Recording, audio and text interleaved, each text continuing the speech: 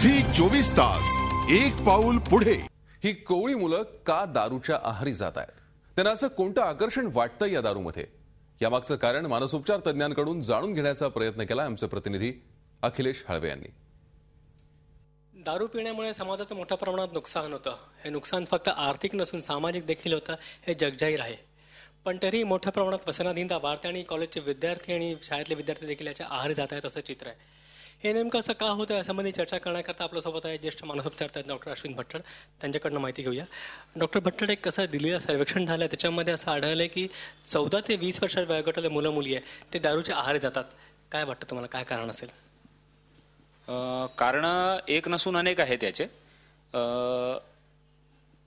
दारू पिणे किंवा कोणत्याही प्रकारचा नशा करणे मागच्या जवळपास जर आपण वैद्यकीय विज्ञानाचा इतिहास बघितला किंवा ओव्हरऑल इतिहास बघितला तर जवळपास 3000 वर्षापासून लोक नशा करतायत कोणत्या ना कोणत्या प्रकारचा। यात दारू, कॅनॅबिस म्हणजे चरस, गांजा आणि ओपियम म्हणजे मॉर्फिन सारखे पदार्थ हे कॉमन आहेत।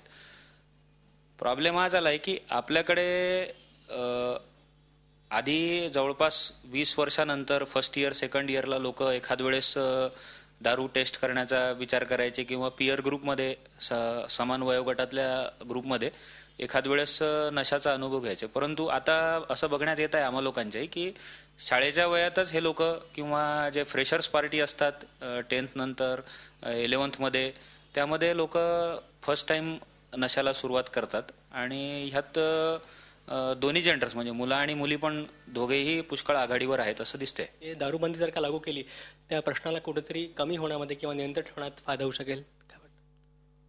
दारूबंदी हा पार्शल उपाय ठरू शकतो, म्हणजे ॲज ए पनिशमेंट कि तुमको शराब नहीं मिलेगी, चाहे जो कर लो तुमको शराब नहीं मिलेगी। पण याच्यावर लोक म्हणजे याच्यामुळे इनफॅक्ट क्राईमही पुष्कळ वेळा वाढलेला आपण बघतो। जर आपण एक सामाजिक मनोविज्ञानाचा जर विचार केला तर याच्यामुळे क्राईम रेट वाढतो। त्यामुळे दारूबंदी हा पूर्णपणे यशस्वी उपाय नाही ठरू शकत। यशस्वी उपाय हा एज्युकेशन हाच आहे। दारूमुळे होणारे नुकसान हा एक वैयक्तिक लेवलवर, सामाजिक लेवलवर आणि एका पारिवारिक लेवलवर जे आपण चेंजेस करून घ्यायला हवेत ते चेंजेस जास्त महत्त्वाचे आहे। दारूबंदी हा पार्शल उपाय आहे।